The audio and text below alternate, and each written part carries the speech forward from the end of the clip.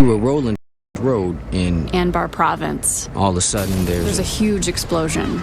we knew right away. It was an IED. Then we started taking sniper fire and RPGs from the hills. Today's servicewomen face the same combat dangers as men. It's pretty amazing. We made it out alive. But at home, women veterans face different challenges. DAV understands this and fights to get women veterans the health, disability, and financial benefits they were promised. Visit DAV.org for free help. Tune in and listen to Lou Scatigna, host of the Financial Physician radio program, heard every Friday from 9 to 10 a.m. following Bob and Marianne. And now here's some great news. You can now listen to each week's show on the internet for a full week after the original broadcast. Just go to WOBMAM.com or thefinancialphysician.com and hear the Financial Physician anytime you want. And be sure to join Lou Scatigna each and every Friday at 9 a.m. for the Financial Physician, right here on News Talk Radio, WOBM AM, 1160 and 1310. Can you believe how this past year has flown? Before you know it, it's going to be the new year. And that's why it's not too early to book your New Year's party at the Clarion Hotel and Conference Center in Toms River. This event fills up fast because for 26 years, the Clarion's annual New Year's extravaganza has been the best in town. So make your reservations right now to be part of it. You'll ring in 2015 with party hats, noisemakers, and music featuring DJ Joe and DJ Greg. Enjoy a cocktail reception at 8 with dinner and dancing starting at 9. Sit down to a sumptuous dinner, then dive into some decadence with a visit to the Viennese table, ice cream sundae bar, and the chocolate fountain for dessert. There's a 5-hour open bar and champagne toast at midnight. All this and more for only $110 per person. The overnight party package includes deluxe accommodations for one night and a hot breakfast buffet on New Year's Day. Just $149 per person with double occupancy. So don't wait. Call now for reservations at the Clarion Hotel and Conference Center on Route 37 West, 732-341-2400. Are you suffering with hearing loss? Are you sick of people constantly complaining that your TV is too loud? Are you tired of asking people to speak up? Would you like to hear more clearly, but you don't want some big ugly thing hanging on your ear? Then you need to try Listen Clear, a life-changing breakthrough precisely designed by top audio engineers to fit your ear almost invisibly. And you can adjust Listen Clear to find the perfect way to hear everything, wherever you are and whatever you're doing. And right now, you can try Listen Clear absolutely risk-free. Even the shipping is free. For your risk-free trial, call now. 1-800-684-96... What's up, Matt? Listen Clear is Hello. hassle-free, Harrison. practically invisible. Experience Harrison. ring How you doing? crisply now with Listen Clear. Call 708. with free 708 is when the music kicks in. call now. 1-800-884-96... Yep, no problem.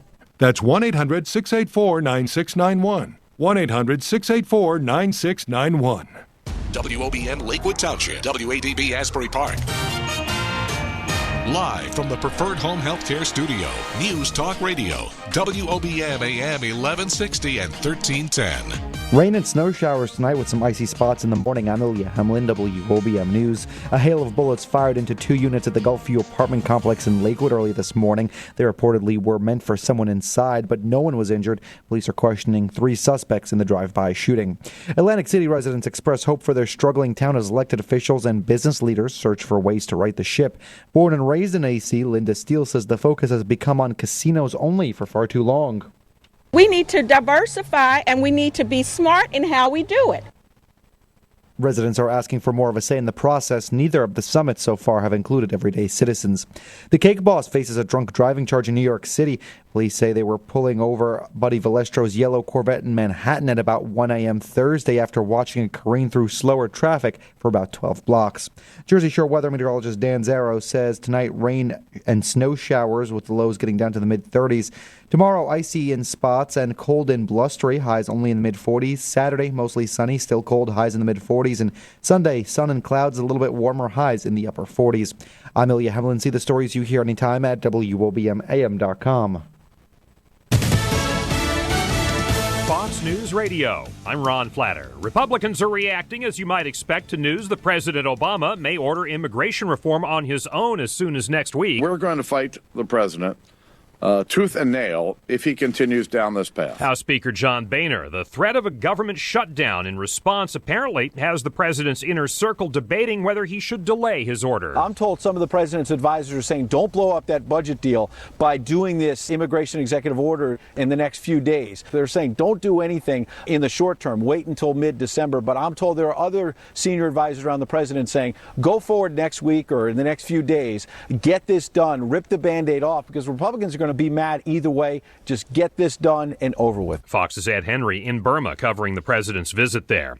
At least for now, the Supreme Court is staying out of a legal debate that has put an immigration law on hold in Arizona. More live from Fox News Radio's Jessica Rosenthal. Arizona had a voter-approved law that denied bail to illegal immigrants arrested for certain felonies. But the Ninth Circuit Court recently ruled that it violated due process rights, and the Supreme Court let the ruling stand. Undocumented immigrants can now ask for bail. However, Maricopa County's attorney says this is not entirely over. They are requesting the Supreme Court hear the entire case. In a statement on this case, Justice Antonin Scalia joined Clarence Thomas, who wrote that he only went along with this decision because it's clear not enough justices would vote to review this case, Ron. Jessica, Republicans have decided that the vote will be tomorrow, but the House is talking about it tonight. I encourage my colleagues to join me in approving the Keystone XL pipeline to finally provide 40,000 promised jobs to the American people. The bill's sponsor, Louisiana Republican Jim Cassidy. The Senate considers the pipeline next week. That bill co-sponsored by Democrat Mary Landrieu, who hopes to keep Cassidy from winning her job in a runoff next month. Fox News Radio, fair and balanced. It's the hard truth. In today's world, negative experiences quickly find a way to go online. One disgruntled customer, a bad employee, or broken personal relationship can easily post an ill-advised photo, tweet, rumor, story, bad review, and there it is right on page 1 when you search your name or business online. In the past, you had no way to fight back. Well, now you can. Grab a pen and take down this phone number or store it in your cell phone, but call 1-800-460-5733. That's 1-800-460-5733. When you call, you'll get free info that'll show you how a reputation management company can easily build positive online content for you and legally bury negative information. This is not something you can do on your own. Don't lose any more business or miss out on another personal or business opportunity because of what is wrongfully being said about you online. Take control of your internet search results. Call 1-800-460-5733. That's 1-800. 81-year-old veteran who had died. One problem. We are sorry to learn about the death of Kenneth Brunner. This is Kenneth Brunner reading a letter the VA sent his wife. And we wish to offer you our assistance. As you might suspect, the 81-year-old Army veteran is most definitely not dead, though the VA thinks he is, and even offered $300 to cover his funeral expenses. So Brunner wrote a letter back to the VA stating simply, I'm alive. I started out. I'm still alive. The VA says it's working to correct its error. In Milwaukee, Dan O'Donnell for Fox News Radio. He won the Cy Young Award yesterday as the National League's best pitcher. Now the L.A. Dodgers' Clayton Kershaw is the league's most valuable player.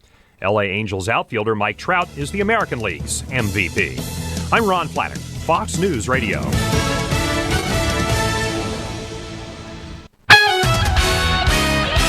Welcome to the Investors Bank High School Football Show on News Talk Radio WOBM AM 1160 and 1310 and ShoreSportsNetwork.com. Tonight's show is presented by Investors Bank, banking in your best interest.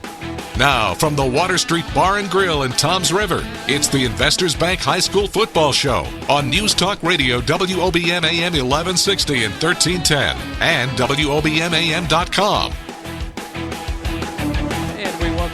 Live on a Thursday night in our regular spot, the homely confines of the Water Street Bar and Grill on a Thursday evening. This is the Investors Bank High School Football Show, and along with Ed Luca, I'm Matt Harmon. Kevin Williams out again tonight dealing with a family situation, which we're looking forward to get Kevin back into the fold next week, as we will take the week off this week because of a conflict with Monmouth University. The Hawks will open up their basketball schedule tomorrow down in West Virginia, so no game for us on the air tomorrow. We'll be back on next Friday night. Promise about that for the semifinal round. But Ed, it's an exciting time around the state right now. Before we go back, let's just touch on obviously the second season, which begins for a lot of teams tomorrow night. Yeah, we'll have 20 games, involving short teams. Matt, 24 total teams will enter the playoff run for a state championship, a sectional state championship. 4 of those games will be head-to-head contest with Shore area teams. So we'll at least have 4 teams in the semis after this weekend's action. Early indications would say that the Central Jersey brackets will have a little bit easier of a time perhaps making the finals as the South Jersey teams will. There are some tough roads for those that have qualified in some of the South Jersey brackets. Yeah, with the severe injury to St. John Erskine of Barnegat, who everybody sort of thought maybe had a shot in that Central 2, that has hurt their chances. Central in South Jersey 3 does have a chance to win maybe one game. Not sure if they could go all the way to the finals and win it all. The other team, 2 teams down there, Brick Memorial and Toms River North, are both in South Jersey 5, up against some pretty good teams down there. But as we have said all year, that division is pretty wide open. And if either of those teams put together a good football game, both will play Friday night, tomorrow night, they could just create an upset in that bracket there and get themselves into the semifinals. Well, that's what we say in the broadcasting realm, opening the door. So let's talk about Jackson for just a second, as we covered them last week in their game against Red Bank Catholic, an overtime win for the Jags, which I hate to say shocked the Shore, because Jackson's a pretty good football team, but I don't know any other way, Ed, to really describe that game last week. Yeah, it was a tremendous football game. Easily the best game that we have broadcast all year. I mean, we have had many blowout games in the course of our schedule, but that one lived up to the billing. It was a tremendous football game. RBC had come in winning 40 straight against Shore Conference opponents. That streak is now over. Somebody's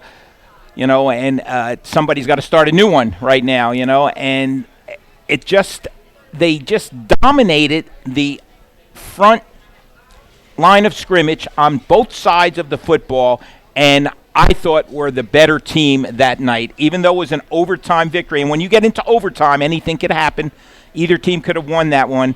RBC had the ball first, was stopped on defense by Jackson, and then Jackson, 3 downs, they were in the end zone, with Mike Golick, the outstanding young sophomore, scoring his 3rd touchdowns from 18 yards out to win it for the Jaguars, and pandemonium at the Jaguar Field. Let's talk about the implications of that game. Not necessarily anything in terms of the state. We talked about that last weekend on the broadcast, as both of those teams had played their 8 games prior to the cutoff. But during the course of last weekend, a lot of divisions finally were decided, clinching outright. Manalapan, St. John Vianney, Brick, Red Bank Catholic, and Shore Regional. The only division that is still up for grabs is the B South, of which Central has clinched at least a share of. A Barnegat win on Thanksgiving Day over Pinelands would give the Bengals part of that division championship as well. So, Ed, 5 of the 6, and going into last week, there were a lot of ties, but no one had really claimed anything as of yet. That really one of the other themes from this past weekend. I think with the advent of teams playing 9 straight games, doing away with Thanksgiving, that has created a schedule where these teams have played all of their conference games already. And I don't remember ever a year, being played where 5 of the 6 champions have already been decided, and we're, barely out of the first week of November. All right, well, let's say this. I like it that way. Oh, I love it that way. You get it out of the way. You don't have to worry about anything over the course of the next couple of weeks. You can really just focus on the playoffs. It's the way that it should be. We'll talk about some of the interesting parts of the playoff brackets during the course of the show tonight, why don't we talk about the show tonight? We've got our regular spots coming in the second part of the show with, of course, Scott Stump and Kevin Callahan. We'll talk some Monmouth University football, but happy to be tonight as we continue our theme of one team from Monmouth and one team from Ocean. From the home of the Scarlet Flyers, the gang from Neptune has made their way down. The head coach, Rodney Taylor, in his first year, and his outstanding 2-way lineman, Andrew Holland Samuels. And a little bit later on in this first hour, we'll talk things over with L.J. Clark in his 4th year as the Lakewood Pioneer head coach, and Chappelle Cook, his outstanding, very talented senior quarterback. Ed, couple other games from last week that maybe stood out to you in terms of just that impact as you look. There were some teams, Neptune among them, and we'll spend time on that later on, but they were a team that needed that win, like a couple others, to make sure that they qualified for the playoffs. Yeah, and that win was over Toms River North, another shutout win, their 3rd in a row, their 5th overall win in a row. Got themselves a home game. That they will be one of the teams that will play a common opponent in the Shore. They will match up against Freehold Borough, who started this season 7-0 and have lost their last two by wide margins. So Neptune coming in sky high, Freehold going the other way. But the team that, if you could say it, has gone in under the radar into these Central Jersey playoffs, it's Middletown South. Third in the bracket with a loss last week. They were looking at maybe not even making it in that Central Jersey 4. Well, they vault everybody and get themselves a top seed in Central 4. And, of course, the top seed means that you'll be home at least 2 times. Usually the championship games are at neutral sites, possibly Rutgers, MetLife, or Kane University. But they jumped Jackson and Brick to get themselves a top seed. That was something to show you how in tune some of the coaches are. We talked with Walt Kristopik after the game last night. He was right on it. And immediately said, when we said Middletown South won, oh no, they're going to jump over both of us, which does set up a really interesting semifinal, as you talked about, between Brick and Jackson. But, you know, I thought last week was kind of an interesting week. There were teams in different spots. They knew they were in the playoffs because they had already played their 8 games, or other teams that knew that they weren't in the playoffs because they had already played their 8 games. But then some of those teams, like we mentioned in Neptune or Middletown South, who with the win picked up major points and was able to bounce ahead. But I would agree. You know, the themes from the week, wrapping things up in the regular season for a lot of teams and looking ahead now to the state playoffs, which is just such a fun time around the year. Yeah, I had a chance to see St. John Vianney. I had not seen them. We had Anthony Brown on last week and Mark Ciccatelli. I went to see that Manasquan game on Saturday afternoon at Manasquan. 34-7 victory for the Lancers. Only team in the Shore undefeated still, Matt, with their tremendous record of 9-0 going into the playoffs. Of course, they are in the bracket with the big dogs, Del Barton, St. Joe Montvale, and RBC. Tough job to advance in that bracket, but hey, undefeated, championship in the Central Division already. They're rolling. Let's talk a little bit about, and we'll have some fun with it later tonight when we talk with Scott Stump about Certainly Be Kids, and it does make it fun. But you know, if you told any player right now going into the state playoffs, do you want to be, you know, whatever number in the Shore Conference poll, or are you that more concerned about winning a state championship? They're going to say, "Give me my state championship." You got that. Even if even let's say Jackson won a state championship. Ideally, they'd stay number 1. Right. And Red Bank Catholic, if they could work their way through that minefield in their bracket, if they won it, sure, they'd be disappointed, but they'd be thrilled that they walked away with the state championship. I agree, totally. So it doesn't really all that much matter. So, you know, we didn't spend a ton of time on stuff from last week. By the time we get to this Thursday, we just highlight some of the more interesting stuff that takes place. What we will do right now is take our first time out of the night, and when we come back, we will get the first guest up and running. Looking forward to talking to these guys down from Neptune High School, head coach Rodney Taylor and his two-way lineman Andrew Holland Samuels, all after this quick pause. You're listening to the Investors Bank High School Football Show on the Shore Sports Network.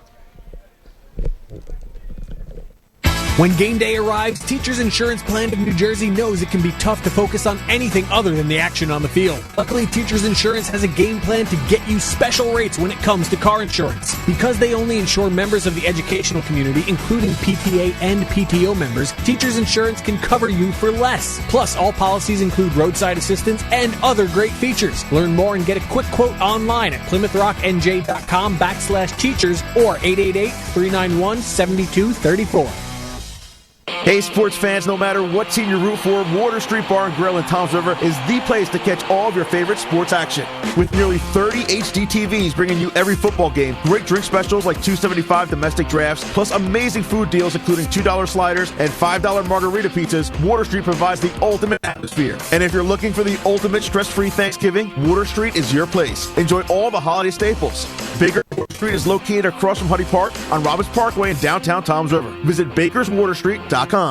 This is Marianne Levy, News Talk Radio, WOBM, AM 1160 and 1310. Broadcast from the Preferred Home Healthcare Studio. 24 hours a day, 365 days a year, Preferred is there to help you. Preferred Home Healthcare, where home healthcare is done with feeling. The Jersey Shore's news leader. Listen online at WOBMAM.com and on the Radio Pup app for smartphones and tablets. News Talk Radio. 1160 and 1310 WOBM. I'm meteorologist Dan Zarrow. Some rain and snow showers tonight, although it looks to be mostly rain. Lows will drop to the lower to mid-30s. Tomorrow we start off with some icy spots from that overnight rain, then cold and blustery. Highs will be only in the mid-40s. On Saturday, mostly sunny but still cold. Highs again in the mid-40s. And Sunday, a mix of sun and clouds and a little bit warmer, with highs making it into the upper 40s. I'm meteorologist Dan Zarrow on News Talk Radio WOBM AM 1160 and 1310. You're listening to the Investors Bank High School Football Show at the Water Street Bar and Grill in Toms River on the Shore Sports Network. News Talk Radio WOBM AM 1160 and 1310 and WOBMAM.com. And we welcome you back here, our second segment of the night and our first feature of the night. Head coach Rodney Taylor and his two-way lineman Andrew Holland Samuel is good enough to come down and give us some time here, make the drive down the Parkway. Coach, Andrew, thanks so much for coming down. How are you guys doing tonight? Thank you. We're doing good. It's nice to have you down. And, Coach, I'll start with you. You know, first-year head coach, and, boy, you guys couldn't have picked a better time to start peaking because right now, the way that you have played over the course of the last several weeks, you've won 5 straight. You've got to be feeling pretty confident with the direction that your team's headed right now. Definitely confident in the way the team's headed. They've been working very hard all year. We're finally getting into a nice little groove.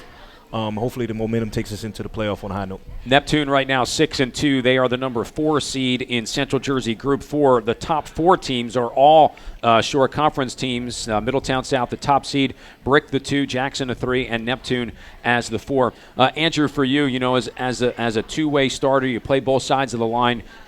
This is a nice feeling right now because, you know, go back to the way that the year started. I know you won that first game against Ocean, but then all of a sudden you lose 2 in a row.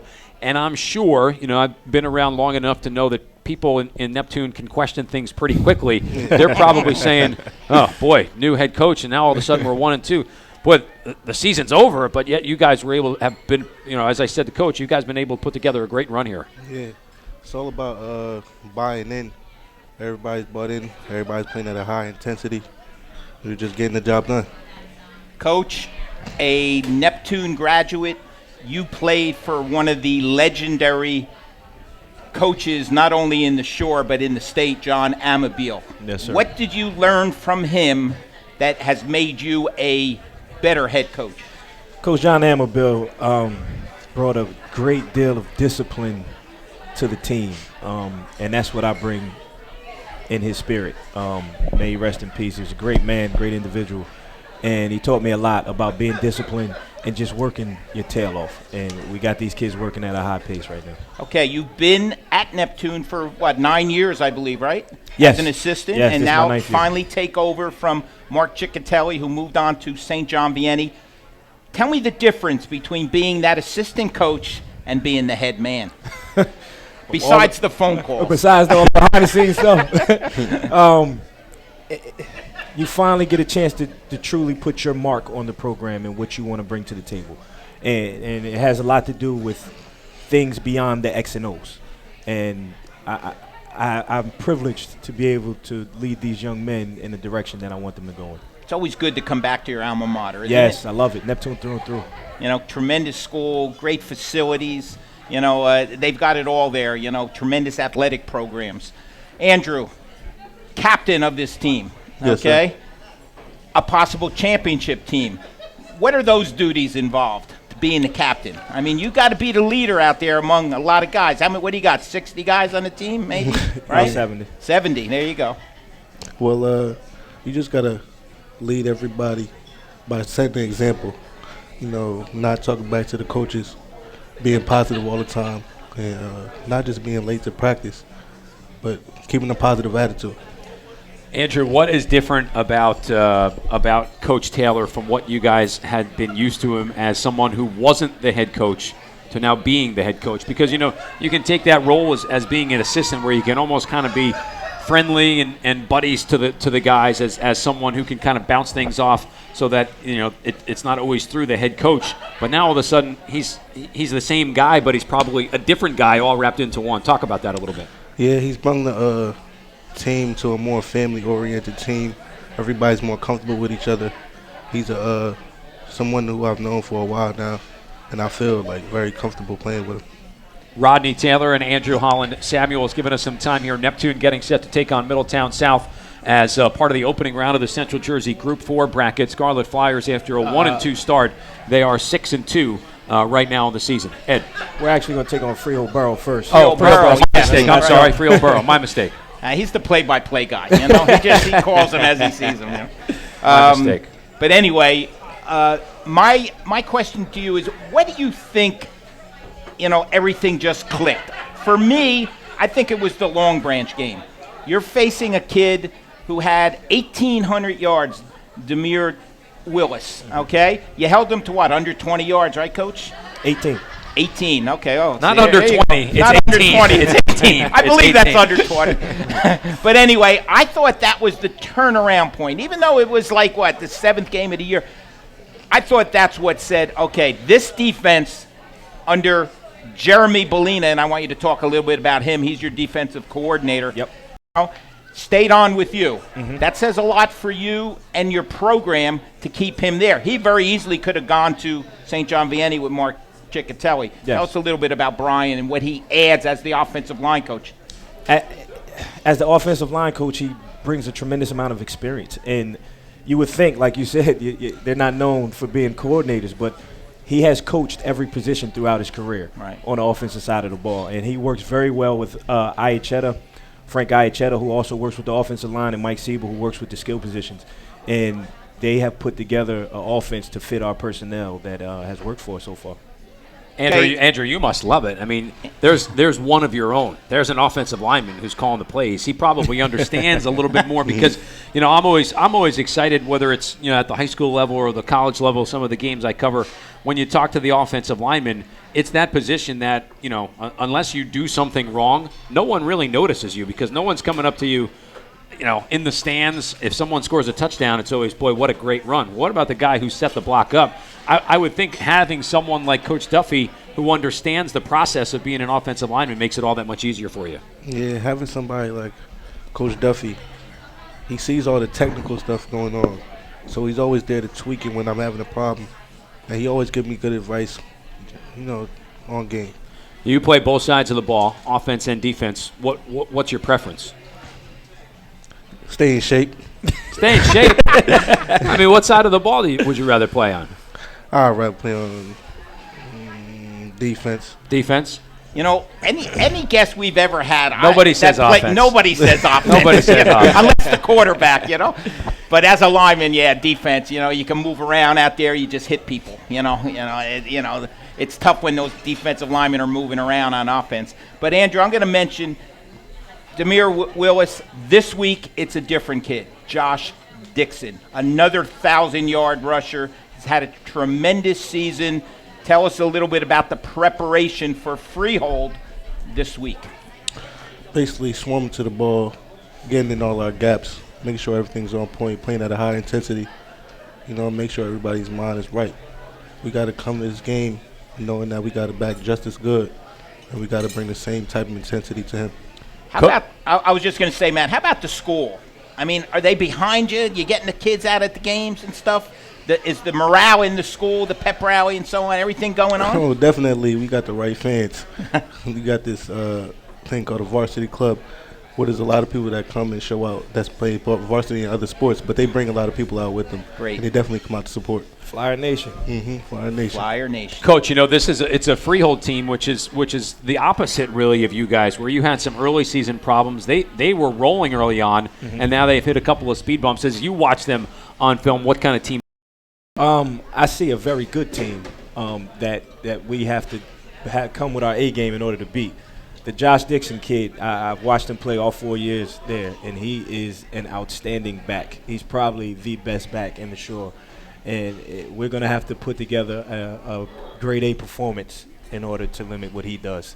And the quarterback is good too, man. He makes a lot of plays on his feet. Neptune will take on Freehold Borough, part of the opening round of the Central Jersey Group 4 playoffs in the 4 or 5 matchup with top seed Middletown South likely awaiting the winner. You know, Coach, as you look at the bracket, you know, and I'm sure everyone obviously wants to win it, but it does make you feel good as a Shore Conference coach to basically look up and down there and say, this is basically a Shore Conference bracket all the way through. It's a Shore Conference battle through and through. It's a loaded battle bracket through and through. it's a lot of good teams in our group, and we're just excited to be a part of it in a race. And we're competitors, man. We like to compete week in and week out. Our group was competitive. Our division was competitive. And we're excited about what's going on, and we're excited about this game Saturday. You know, Ed, the one other team that we hadn't mentioned, part of the bracket is Middletown North, who will take on Jackson. The bottom of it, Princeton and Burlington Township as the 7 and the 8. Andrew, as you guys went through the season and kept getting better, and then you got to the point over the course of the last couple of weeks where you're basically blowing some teams out. Is there any a worry of being overconfident or a little bit, or do the coaches kind of squash that pretty quick? They definitely squash that pretty quick. They don't let you have any fun. That's kind of what you're telling me right now. There's no fun at Neptune, even though you're winning and you're 6-2. No, there's definitely fun, but the coaches always keep us humbled and know that we have to go out every game and give it our all. Well, you're certainly rolling into these playoffs, and we talked off the air when you got here, Rodney. By far the toughest public school division possibly in the state. I don't care what anybody throws at you up north, but this Central Jersey Group 4 bracket is tough. The only good thing about it is you don't have to beat them all, right? Absolutely. We said you only got to beat 2 of them to get yourself to the final. Absolutely. Beat 2. and you're in the finals. We're going to work hard, man. Like you said, it's a tough bracket. Right. And we're excited about the competition, man. It should be fun. This is what football is all about. You know, Coach, you're one of those, and we kind of opened up the show. Neptune, one of those still traditional teams that plays on Thanksgiving. And we're not going to make this about Thanksgiving, but we've been of the thinking that, you know, it makes more sense to have teams play their games or at least be at the same level. But Neptune's one of those old school programs who still likes to lace them up on Turkey Day. Do you think that there will ever be a point that goes away?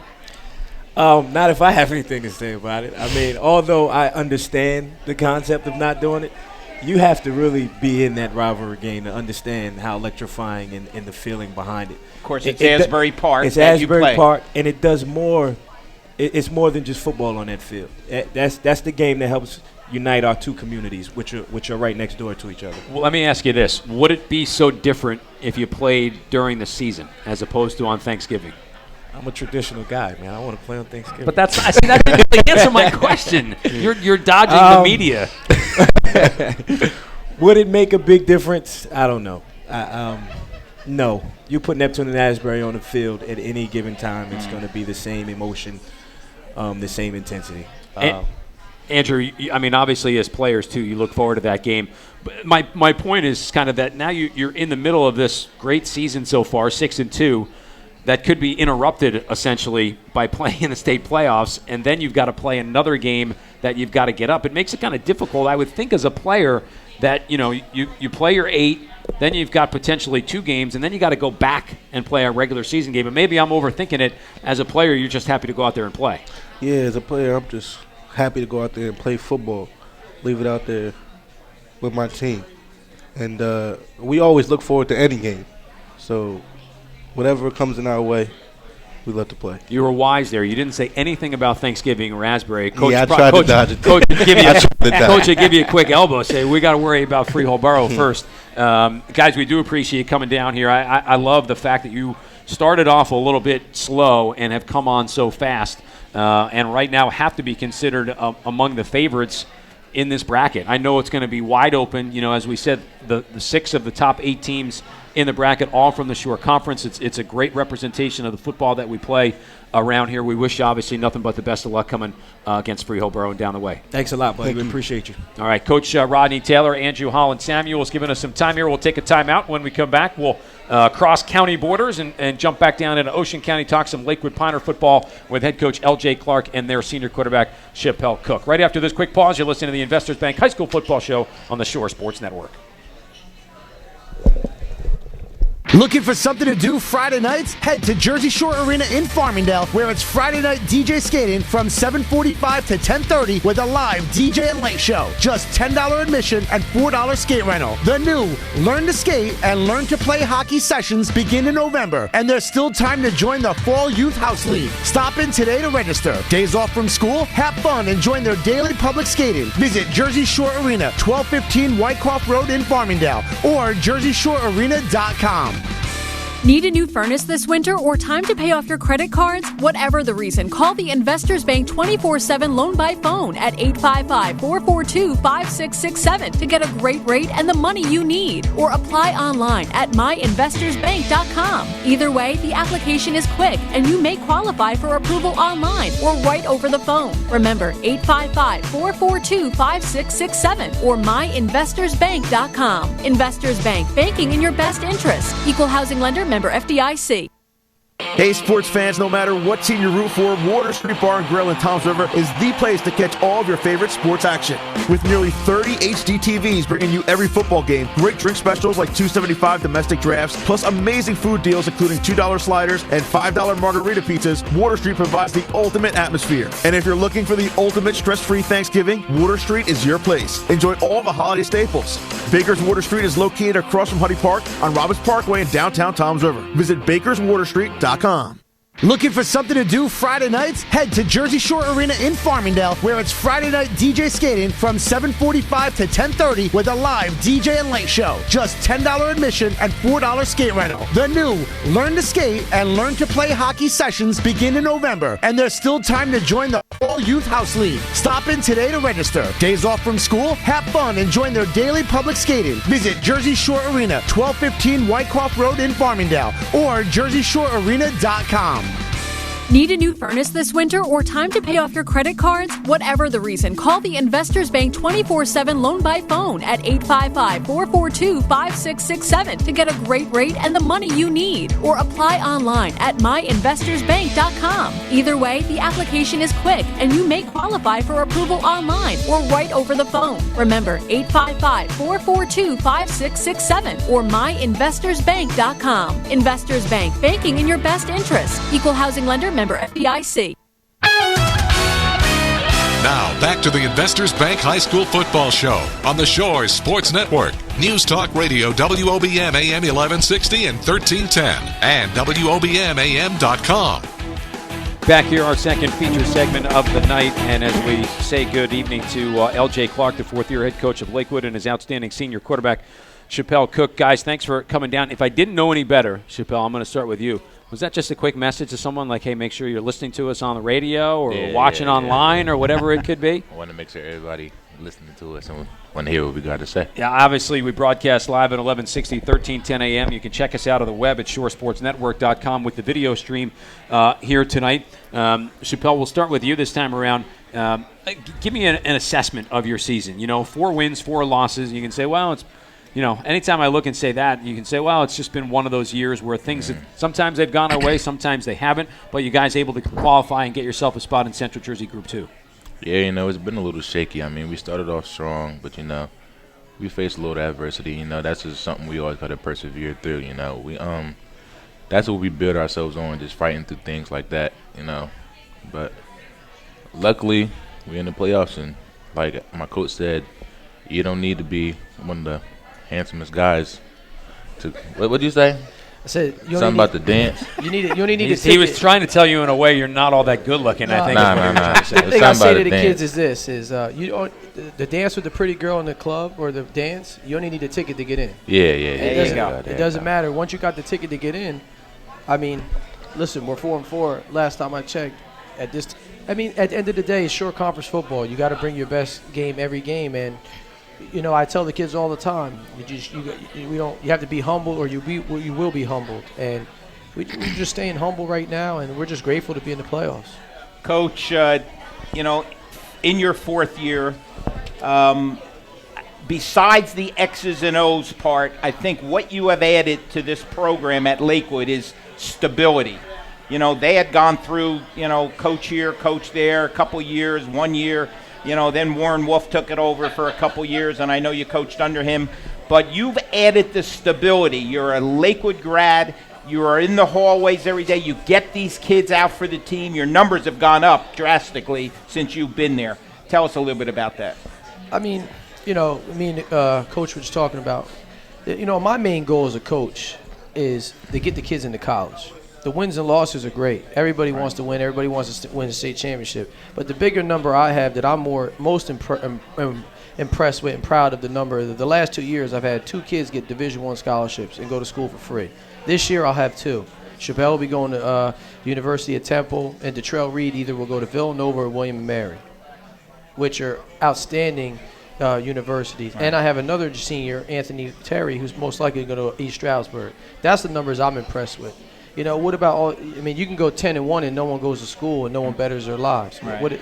You know, we're an educator. I mean, God's put me in this position to have a power over these kids, and you know, I just want to do the right thing by them and get them into college and getting their lives better. That's the main goal. Chappelle, as you sit here, and I'm sure you hear it all the time, but sit here and listen to your coach kind of talk about his philosophy. You know, in Lakewood, which can be a tough place to be a student athlete because of a lot of different types of circumstances, but it's got to be somewhat refreshing in a way to sit here and listen to the guy who's in charge of your football program talk about we want to get guys not just better on the field, we're more concerned with getting guys better for their life.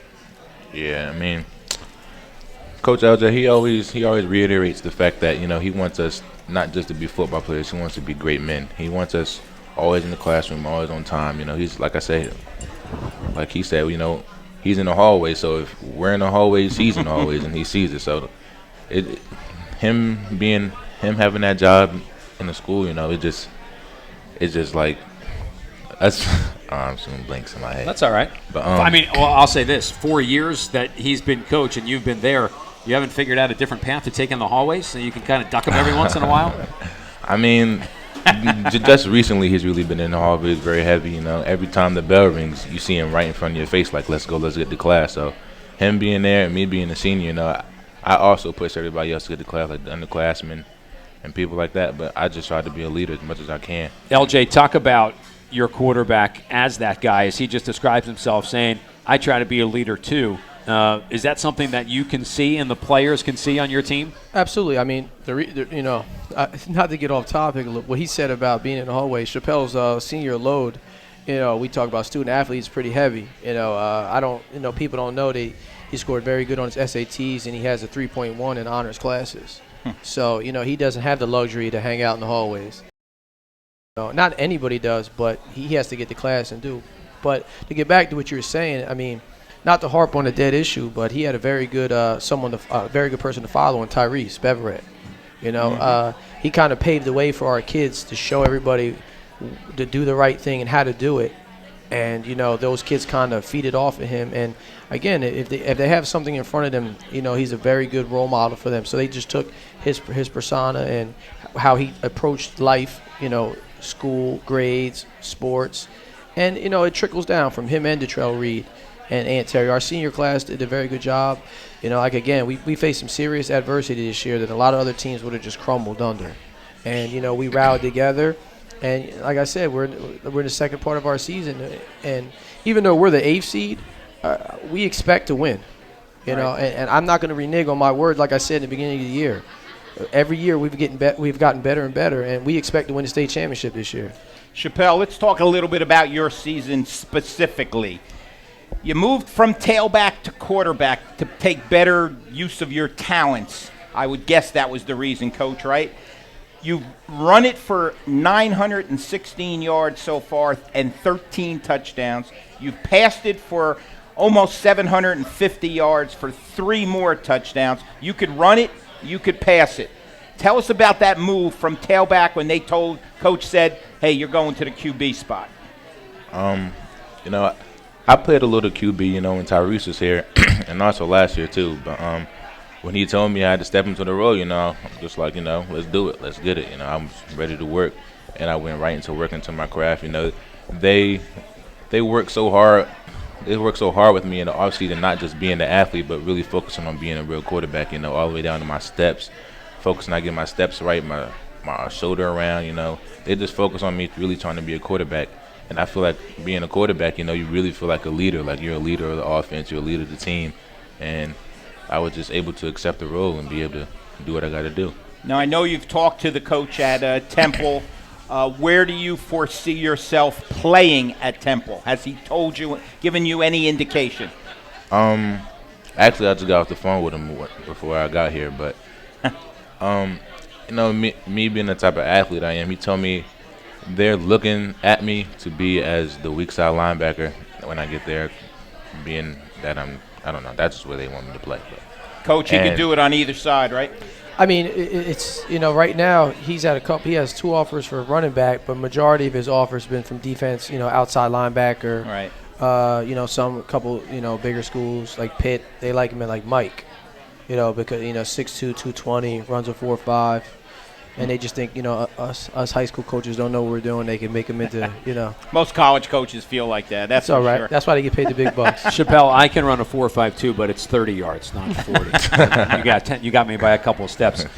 So let's talk about what you guys have coming up, obviously, this weekend. You'll take on the top seed in the bracket, Roselle. Chappelle, as you kind of maybe watch them and break down some film, what kind of team are you guys expecting to see? You know, there's some athletes, you know, they're great. They're a great team. They got great players. You know, they're well coached.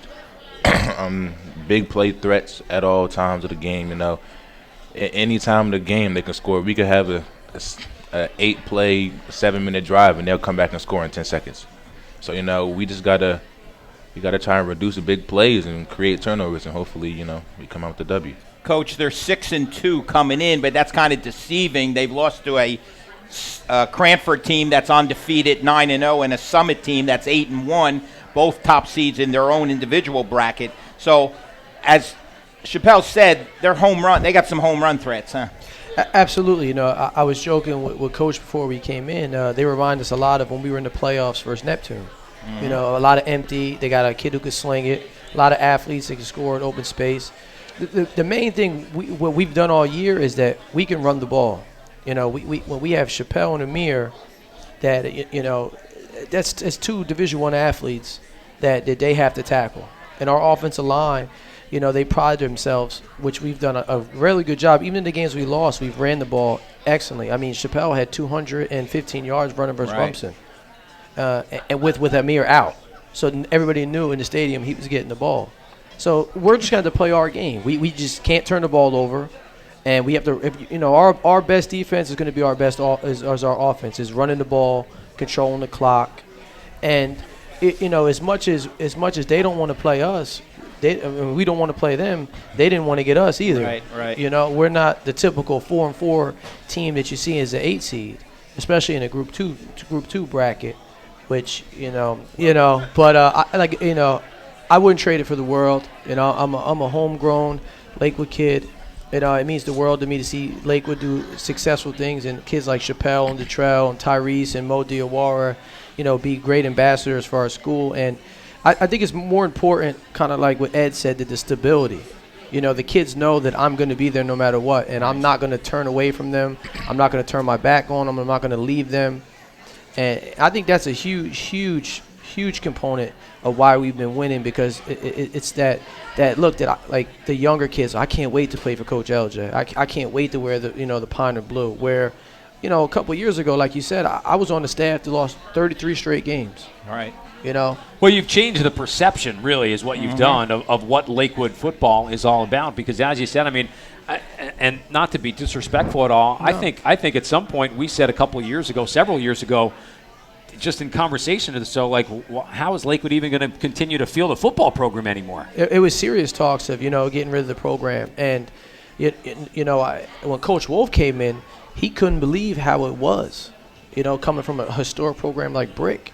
And, you know, he helped me a lot in you know, learning how to be a coach and just being a better person. You know, he taught me how to be a better person. It's not really the X's and O's, just treat people better and do stuff as you would treat kids as their own kids. You know, the best thing I learned from Coach Wolf is he would scream and yell at someone, but he'd never let someone leave the field without telling them he loved them or he was there for them. You know, and a lot of these kids, you know, we don't want to sugarcoat anything. A lot of these kids come from broken homes and single-family homes, and I'm the only positive male that they get to see or truly cares about them. And, you know, the joke is that they'll run through the brick wall for me. But in reality, I'll run through the brick wall for them. Mm-hmm. You know, there's nothing I wouldn't do for my kids. I would let them stay in my house. I'd give them my last $1, and I would give them the shirt off my back, and they know that. And, you know, at the end of the day, anybody with kids knows you just got to show love to kids, man. Matt, I see LJ periodically over the winter. He coaches the freshman basketball team at Lakewood, obviously one of the premier basketball programs in the state, Lakewood Piners. But he coaches the freshman team, so I'll see him at a game here and there. We never talk basketball. See that kid in the third row? He's coming out this year, 6'3", 240 pounds. See the kid out there starting, making layups out there? He's playing football this year. It's always so positive about the kids that he's drawing out of the school that never maybe even had a thought about playing football. I love when I see LJ and we start talking football in February, in January, right? Absolutely. And it's just a credit to Coach Holmes, Right. I mean, you talk about being around legends. And I got to coach basketball under Coach John Pop Richardson and Randy Holmes, who runs one of the best programs. I'm a little biased. I think he's the best coach in Shore Conference, whether it's football or basketball. And again, I've learned from him, and he's been a big supporter of why Lakewood's turned around in football, because he pushes the basketball players to come out for football. And you look at the similar schools as the Neptunes, the Asburys, who win in basketball and win in football. Why is that? Because they share athletes. And sometimes a lot of those basketball players weren't playing football, and we work hand in hand. Like today, they had a basketball meeting. Coach said, "Hey, they're going to be a little late to practice." I said, "No problem, Coach." We're friends on and off, but he's such a big supporter, and he runs such a great program. It helps me so much just to become a better coach and a better man at that. Is that a basketball? See that? It's a state champion jacket. He's got a basketball jacket on. That's smart. You can tell Coach, I was down talking football, but I have my basketball jacket on. That'll work. I didn't have my football jersey, so I figured I'd grab something that said Lakewood on it. Yeah, so I didn't get to wash them yet. So Chappelle, for you, talk about the recruiting process a little bit. Has it been something that you have enjoyed over the course of the last year and this year even more so? Yeah, of course it was enjoyable. But it can be stressful though too. Yeah. Feeling wanted is always a good feeling. Like last year, during the recruiting process, it was coaches coming in every day, every period of the day. I couldn't even really get no work done. I didn't even get a lunch from March to June because it's Division I. From Stanford all the way down. You can name it because he has such good grades. It was crazy. It was overwhelming by far, but at the end of the day, I felt comfortable with my decision. Committed to Temple. I'm Temple made. We the T. When you think about some of the guys that Coach talked about, a Tyrese or somebody like that who's made that step to a Division I school, did you lean back on any of those guys at all and maybe talk to them about the process that they went through, or did you let your own road develop as your own road would? Like he said, Tyrese paved the way for me, Tyrese was probably one of the greatest leaders I've ever seen, just eyes on, He taught me the way to go.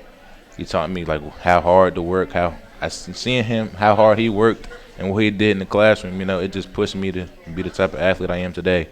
And, on top of that, my mom, she pushes me, Coach pushes me, everybody pushes me. I got a lot of weight on my shoulders, and I just did what I had to do, and now I'm lucky to be committed to Temple. Well, certainly very impressed by listening to you down here. Sometimes athletes forget about the student part, and obviously for you, you have not done that. Congratulations on making that decision. Enjoy your game on Friday. Start of the state Saturday. Start of the state playoffs for you guys. Should be a lot of fun. Coach, thanks for coming down again. We always love talking to you and bringing this young man with you as well. Good luck on Saturday. Thank you. Appreciate it. LJ Clark, Chappelle Cook on our Investors Bank High School football show. We step out for our top of the hour break. When we come back, head coach Kevin Callahan will talk some Monmouth University football. We'll do it after this quick pause, live on the Shore Sports Network. WOBM Lakewood Township, WADB Asbury Park, a Town Square media station. Live from the Preferred Home Healthcare Studio, this is the Jersey Shore's news leader. Listen online at WOBMAM.com and on the Radio Pub app for smartphones and tablets. News Talk Radio, WOBM AM 1160 and 1310.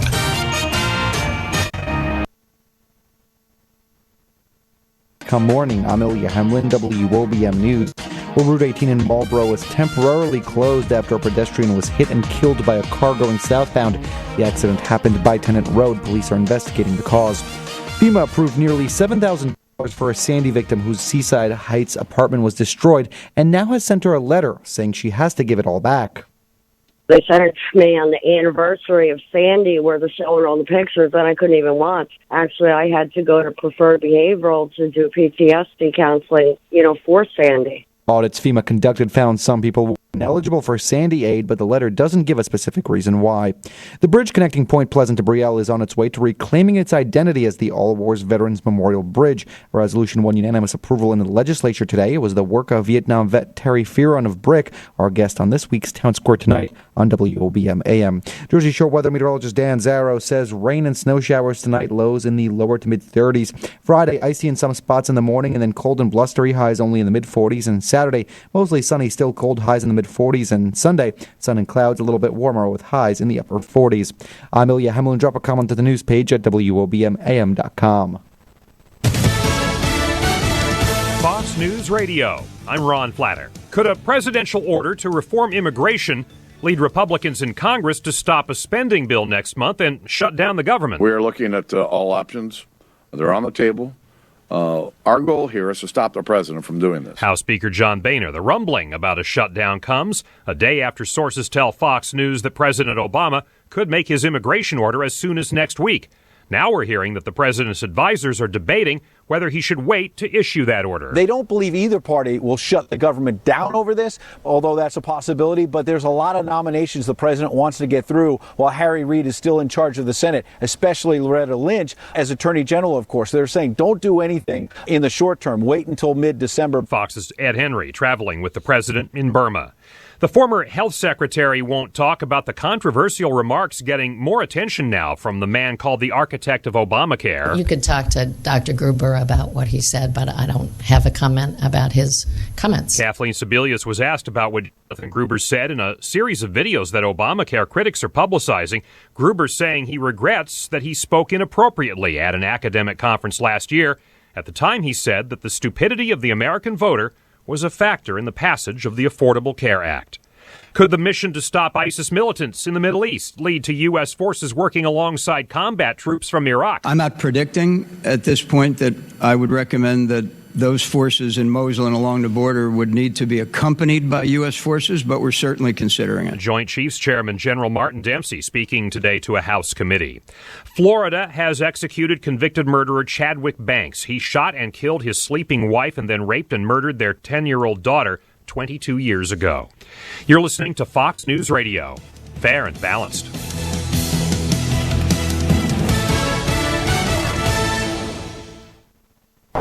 This is the sound of a brand new outdoor grill being hurled off a 20-story building. Now a stylish glass coffee table. An electric guitar. These are the things you could enjoy, all cast into oblivion. Because when you throw away money on wasted electricity, you throw away everything you could have bought with it. Visit EnergySavers.gov and get tips on how to save energy and money.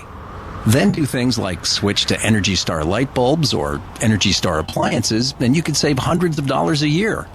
So this resulted in a long list of recommended corrective actions. Secretary of State John Kerry met in Jordan with Palestinian leader Mahmoud Abbas to discuss the deadly tension that has resurfaced in Jerusalem. The goal, temper the anger and avoid a third intifada as violence continues over a holy site in Jerusalem revered by both Muslims and Jews. President Abbas strongly restated his firm commitment to nonviolence, and he made it clear that he will do everything possible to restore calm. The Temple Mount Noble Sanctuary is located in the old city of Jerusalem. It's been an area of long territorial and religious dispute. Fox's John Huddy in Jerusalem.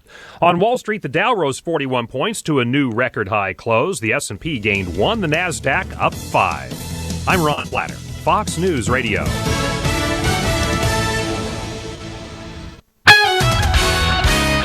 You're listening to the Investors Bank High School Football Show at the Water Street Bar and Grill in Toms River on the Shores Sports Network. News Talk Radio WOBM AM 1160 and 1310 and WOBMAM.com. Back here for our second hour or half hour, as it would be, as we take you right up until 8:30. Matt Harmon and Ed Saraluki here on our Investors Bank High School Football Show. But we take a pause at the top of each 8 o'clock hour and talk some college stuff with the head coach of the Monmouth University Hawks. He is Kevin Callahan, who's good enough to give us a few minutes tonight, as he always does. And Coach, so far, the Big South has been tough for Monmouth. Some very competitive games, including last week against Liberty, and this week just kind of a everyday run-of-the-mill type game against Coastal Carolina, right? Yeah, you can say that again. As you know, Matt, Coastal Carolina is number 1 in the nation. They just achieved that ranking this last week, and I'll tell you what, our guys are excited to go down there and play. It's not often, it's never that we've had the opportunity to face the number 1 team in the nation, and we're really excited about it. And I think that was a theme that we could carry over from last week too. Very excited against Presbyterian. Not to say that a team is never excited to go out, but a tough one against Charleston Southern, and a good bounce back, even in a loss last week to Liberty, just by the spirit and the attitude that the players had, really kind of carried you through into what developed into a really good football game against the Flames. Well, Matt, as you know, it was a terrific atmosphere to play in. That venue that they have to showcase their college football team at Liberty is probably one of the top places in the country on the FCS level. And, our players really got caught up in the excitement. They really enjoyed it. It's not often that they get to play, home or away in a stadium of that capacity in a terrific venue like that. And, even though we were shorthanded a little bit with some guys out with injuries, I thought our players gave a tremendous effort. They played extremely hard, and we went toe-to-toe with a really, really good football team for the better part of 60 minutes. Well, speaking of really, really good football teams, this Coastal Carolina team has got 2 big-time players, Alex Ross and Quinn Backus, the preseason offensive and defensive players of the year in the Big South. Tell us a little bit about those 2 and how do we stop them? Well, the first thing I can say, Ed, is that's not all they have, but they do have those 2 terrific players. First of all, on defense, Quinn Backus is just a superb football player. He's not overly big. He might be what you would call undersized for a linebacker, but he's got great football instincts, and he's always at the right place, and he's always in on the tackle. They use him in a variety of ways. Coastal Carolina loves to bring pressure, and he's one of the ways in which they bring it, and he's got a number of tackles for loss. And he just has a great way of fitting himself into the run game, and he's just a terrific player. Got outstanding quickness for a linebacker. Reminds me a lot of a guy who used to play for us, Joe Senapal. Same type player, very physical, very quick, fast. And we're going to have our hands full with him. We've got to hope that we can keep them off balance as a defense from a schematic standpoint, get him into some alignments where he can't really maybe directly impact or influence what we're going to be doing, and hopefully we can take advantage of some things there. And on the offensive side, the quarterback he's the guy that their offense runs through, and they're a very high-scoring, prolific offensive attack, and they are because they have weapons at every position. They have 2 of the top receivers in the Big South. They have an excellent running back, and the quarterback himself, who we're talking about here, Alex Ross, does a great job of bringing all of those things together. They mix a little bit of option with some downfield throws, with a power run game, some gap scheme, and they're quite an operation, I can tell you that. Coach, this is a Coastal Carolina program that Monmouth will actually be playing for the 3rd time. Played them in 2008. Played him also in 2009, and both of those games fairly competitive. But I feel like since that point in 2009, they have become one of the schools that you could point to and say they have made an absolute full commitment to becoming a power at the FCS level. Is that fair to say? That is fair to say, Matt, and there is no doubt about that. They've had a change in coaching staffs. Coach Mowgli has come in. Spent some time at the University of Nebraska, and before that throughout the Northeast. And they've made a full commitment to winning the FCS National Championship. You can see it, first and foremost in their facilities, a complete renovation of their stadium, of their locker rooms, of their football building. and the way that they're going about just funding their program.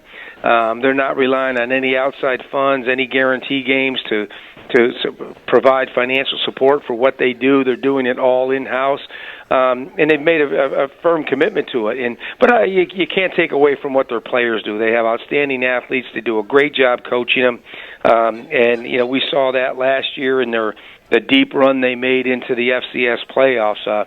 They're an excellent football team, and you know what? I'm excited. I'm excited to go down and play them. Hey, let's talk a little bit about the offense last week. How about the play calling with the reverse pass, first series of the game by Matt Choi, 68-yard touchdown pass to Velez? Where did that come from? What page of the playbook was that on? Well, I know you had Matt Choi on your scouting report, Ed. You were looking out for him, but great call. Matt Choi was one of our younger guys.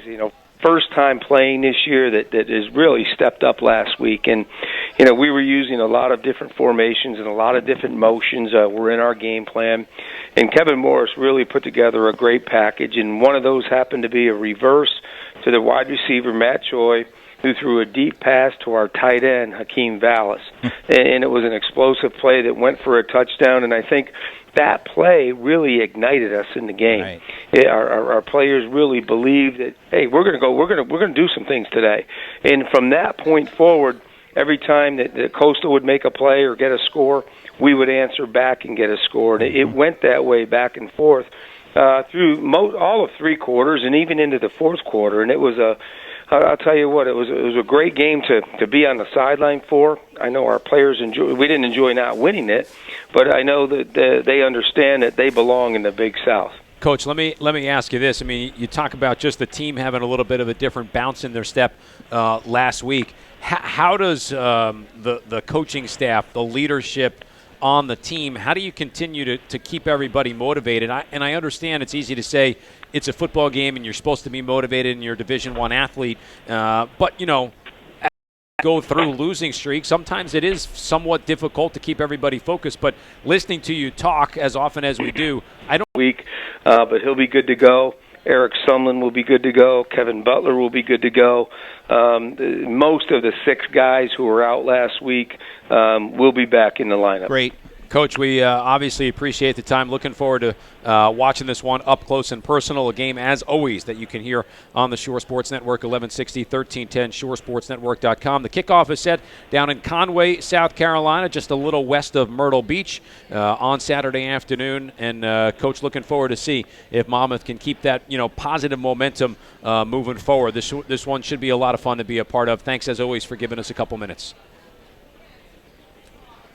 Thank you, guys. I really appreciate it. That is Kevin Callahan. The Hawks will take on the number 1 team in the country, Coastal Carolina. Again, the broadcast information just listed. You can always go to our website, shoresportsnetwork.com, or the Monmouth website at monmouthhawks.com. We'll take one more final timeout. When we come back, our good buddy Scott Stump will join us. We'll break down some of the opening round activity in this weekend's playoff games around the state, everything getting up and running tomorrow night. We're back right after this quick pause on the Investors Bank High School Football Show on the Shore Sports Network. When game day arrives, Teachers Insurance Plan of New Jersey knows it can be tough to focus on anything other than the action on the field. Luckily, Teachers Insurance has a game plan to get you special rates when it comes to car insurance. Because they only insure members of the educational community, including PTA and PTO members, Teachers Insurance can cover you for less. Learn more and get a quick quote online at PlymouthRockNJ.com/teachers. That's PlymouthRockNJ.com/teachers or 888-391-7234. Looking for something to do Friday nights? Head to Jersey Shore Arena in Farmingdale, where it's Friday night DJ skating from 7:45 to 10:30 with a live DJ and late show. Just $10 admission and $4 skate rental. The new Learn to Skate and Learn to Play Hockey sessions begin in November, and there's still time to join the Fall Youth House League. Stop in today to register. Days off from school? Have fun and join their daily public skating. Visit Jersey Shore Arena, 1215 Whitecroft Road in Farmingdale, or jerseyshorearena.com. Hey, sports fans, no matter what team you root for, Water Street Bar and Grill in Toms River is the place to catch all of your favorite sports action. With nearly 30 HD TVs bringing you every football game, great drink specials like $2.75 domestic drafts, plus amazing food deals including $2 sliders and $5 margarita pizzas, Water Street provides the ultimate atmosphere. And if you're looking for the ultimate stress-free Thanksgiving, Water Street is your place. Enjoy all the holiday staples. Baker's Water Street is located across from Huddy Park on Robbins Parkway in downtown Toms River. Visit bakerswaterstreet.com. Need a new furnace this winter or time to pay off your credit cards? Whatever the reason, call the Investors Bank 24/7 loan by phone at 855-442-5667 to get a great rate and the money you need. Or apply online at myinvestorsbank.com. Either way, the application is quick and you may qualify for approval online or right over the phone. Remember, 855-442-5667 or myinvestorsbank.com. Investors Bank, banking in your best interest. Equal housing lender, member FDIC. Now, back to the Investors Bank High School Football Show on the Shores Sports Network. News Talk Radio, WOBM AM 1160 and 1310, and WOBMAM.com. The second season getting up and running tomorrow night, the opening round of the state playoffs in all of the different brackets. Bunch of Shore Conference teams obviously are involved. And maybe I should say, and as we welcome in Scott Stump from ShoreSportsNetwork.com, I guess, Scott, the second season kind of started tonight for a lot of teams, didn't it? Let's talk consolation games. Let's get right into it. Yeah, we got a couple NJSA consolation games, and not the second season, the end of the season for a couple teams. That's true. For all, yeah, that's right. Unless you're playing Turkey Day, it's an unscheduled, somewhat postseason type feel game. I mean, who's not getting excited about some of those games that are on the schedule tonight and tomorrow? Well, I passed by Toms River South. They're under the lights tonight, playing a Moorestown team that. I would say if there are 300 people there, 295 don't even know where Moorestown is. So, these games are, unbelievably unimportant unless you're actually playing in it and want to get a W. They're just the way the state does it, I just don't agree with. But anyway, Scott, second season begins tomorrow for 24 teams in the Shore. The weather will take a turn for the worse. It's supposed to be probably the coldest night of the year tomorrow night. Not only do we play football in the Shore, but we also play it in West Jersey and North Jersey where snow is forecast. So the weather could be a factor in some of these games.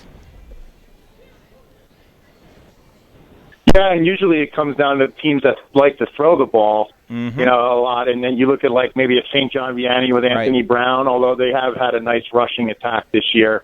But, a lot of people looking forward to that Anthony Brown versus Sonny Abramson matchup, the quarterback for Pope John, who has 8 or 9 Division I offers himself. But, if it's going to be 30 degrees out, catching the ball is not going to be easy. But I think if it doesn't rain, everything should be, fine. It won't be the most enjoyable. I'm sure I'm going to have to duct tape some of the hot hands packets to my hands to be able to make it through, but that's playoff football.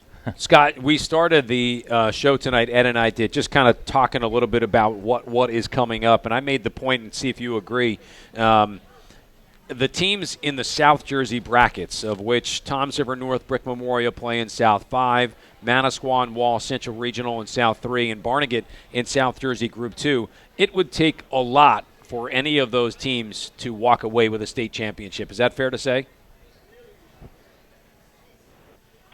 Yeah, I mean, beyond that, it might take a lot just for them all of them to just even get out of the first round. I would say just about all of them, except for maybe Central because they're home, would be considered the underdog. Right. Manasquan and Wall, I think, are pretty strong underdogs to Bridgeton and Delsea. Cherokee, we know, is a perennially tough team down there in South Jersey. Brick Memorial has to go to their field and play them.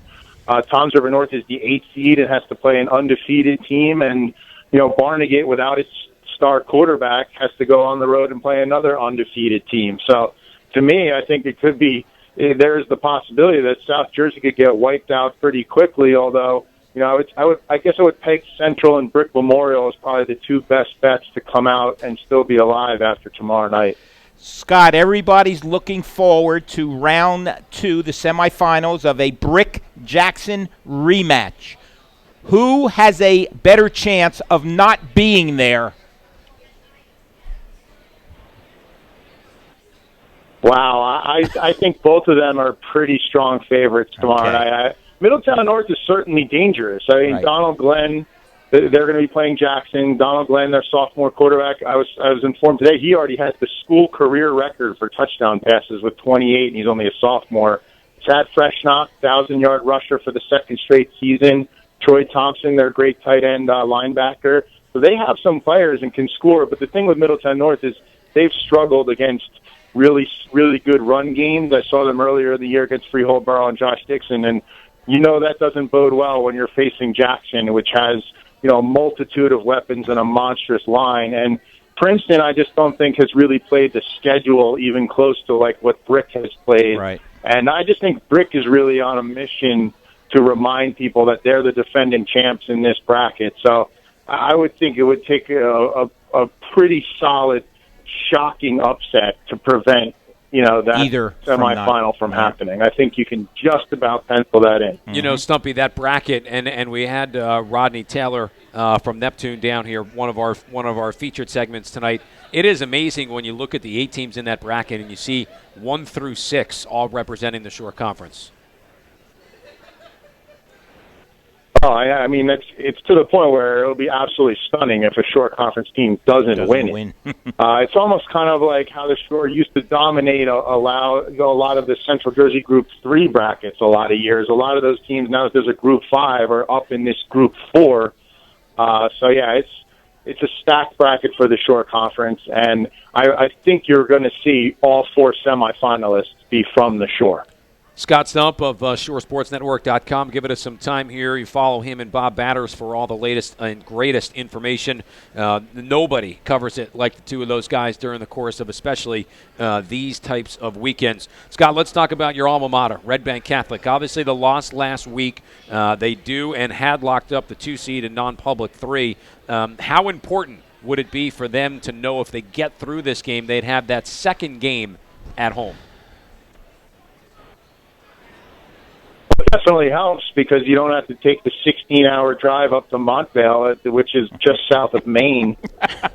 So that's definitely, you don't have to deal with that. But the bad news is you have to play a team that just waxed the number 1 team in the state and the number 4 team in the country. St. Joe's beating Paramus Catholic 27-0 last weekend was an eye-opener. And I think it stamped them again as the heavy favorite in a bracket they've won 3 straight years and really have just dominated altogether over the years. For RBC, they just want to go out and have a really good performance against Bishop Eustace, get the running game back on track, shore up the run defense, get some confidence, and then just go into that St. Joe's game with nothing to lose. You'll be playing in front of your home crowd and, see what happens. Scott, it's been a while that Coach Jimmy Portello has had to go to the what do we do after a loss speech. What did he tell his players this week? Well, I think, part of it, I'm sure, is probably we're not invincible. If anybody was thinking that or was thinking that we couldn't be stopped this year, you just got a serious wake-up call, so we have to work harder. I mean, they're a team that already practices very hard, but I think up front it was a little bit of a wake-up call because Jackson Memorial's offensive line, a good-sized line, really took it to them for over 250 yards rushing. So I'm sure there's been a lot of emphasis on the front 7 on defense and playing better against the run game, and then also getting their own running game back on track because, Mike Cordova, with the exception of 1 drive in that Jackson game, most of the damage was done in the air and from plays on the ground by Eddie Hahn, their quarterback. I think they want to achieve a little bit more balance offensively, but yeah, if anything, I think it was just a wake-up call that, we have to play better if we want to really get to where we need to go. Scott, tell me where you and Bob will both be over the course of the weekend. Tomorrow I will be, I'll actually be on the sideline not too far from Mrs. Stump at the Raritan Matawan Showdown in Central Jersey Group 3. And then Saturday, I will be at Freehold Neptune game in Central 4. Tomorrow, Bob's going to check out the Middletown North Jackson game. And then he's elected to take the drive up to Morristown Beard to watch the modern-day prep Seraphs try to advance the second round in non-public Group 1. Well, it should be an exciting weekend. It always is when these playoff games get started. Look forward to following everything via Twitter. At Scott Stump, and Bob Batter is obviously a great follow as well. Stumpy, as always, appreciate the time. Enjoy your first weekend of playoff activity. To you guys. Stay warm. Scott Stump of ShoreSportsNetwork.com. Ed, about a minute or so to go here. As you look through the brackets, Central Jersey Group 5, just Manalapan in there. We've talked about Central 4. Central 3, Long Branch would have to be considered a team that could make a pretty deep run as the second seed in that bracket. Yeah, I do believe that. I also believe Shore, who gets a rematch again with Point Pleasant Beach, a team that they beat pretty badly just a couple weeks ago. I think they can make a serious run at another state title for Mark Constantino at Shore Regional. So, I think we've got some definite favorites, and of course, it'll be a little bit more clearer next week. Certainly, Rumson, one of those teams as well. We didn't spend a whole lot of time on. Hopefully, we'll be able to talk some Bulldog football next week. They are the second seed in Central Jersey Group 2, and will take on number 7, A.L. Johnson. For a complete look at Shore Conference football anytime, visit ShoreSportsNetwork.com. This is Marianne Levy.